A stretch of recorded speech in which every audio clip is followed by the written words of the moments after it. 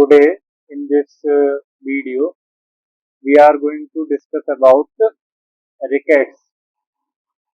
तो rickets क्या है? तो ये disease of growing skeleton could be failure of normal mineralization predominantly at growth plates, resulting in softening of bones or developmental deformities.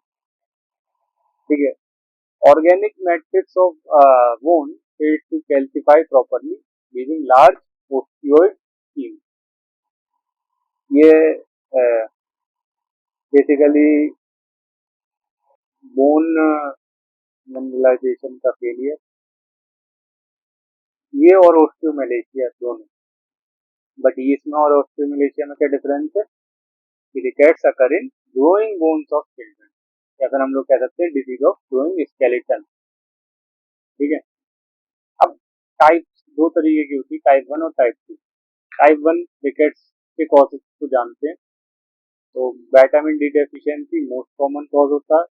Vitamin D deficiency में भी nutritional vitamin D deficiency most common cause है type 1 rickets का in developing countries. क्यों है? क्योंकि developing countries का socio economic condition या socio economic status poor होता है. देन माल एब्जॉर्प्शन सिंड्रोम, या फिर हम लोग कह सकते हैं कि diminished absorption due to gastric abnormalities या बिलियरी डिजीजेस, या फिर एक कंडीशन होगी कि लैक ऑफ सनलाइट एक्सपोजर. वैसी जगह है जहाँ सनलाइट नहीं आती, विटामिन डी डेफिशिएंसी हो सकती है.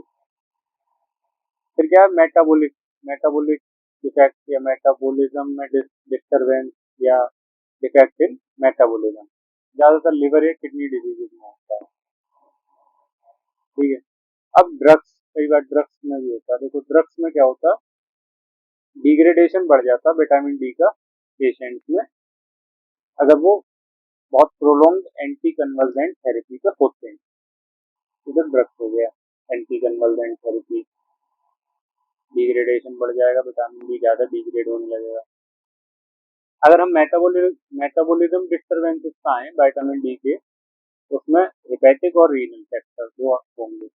हेपेटिक फैक्टर में क्या है कि lack of 25 hydroxylation of vitamin D.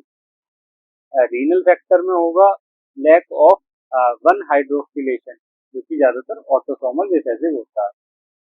एक कंडीशन ये भी हो सकती है कि अनरेस्पॉन्सिवनेस है टारगेट सेल्स का, टारगेट सेल से वो रेस्पॉन्स ही नहीं कर रहे हैं.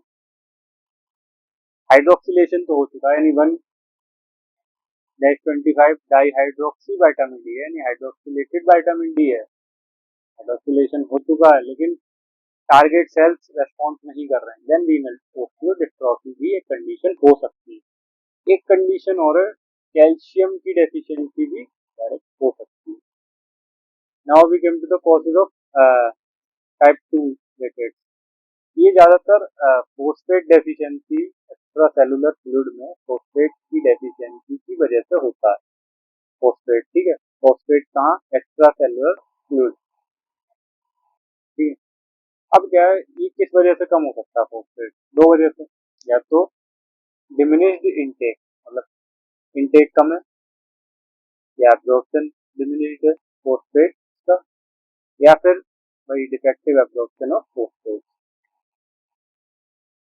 तो रीनल टीबी ये देखना जरूरी है. जैसे जीआईटी से भी एब्जॉर्प्शन, माल एब्जॉर्प्शन वगैरह की कंडीशन हो सकती है. दूसरी का है रीनल टीब्यूल्स का डिफेक्टिव एब्जॉर्प्शन, वहां से डिफेक्टिव एब्जॉर्प्शन, वहां से रीनल. उसमें क्या होता है, जैसे कि हाइपोफोस्फेटीमिक रिकेट्स, जो कि एक्स लिंक्ड डोमिनेंट कंडीशन. टेनकोनी सिंड्रोम में हो सकता है. रीनल ट्यूबुलर एसिडोसिस, आरटीए, या फिर ऑन्कोजेनिक रिकेट्स.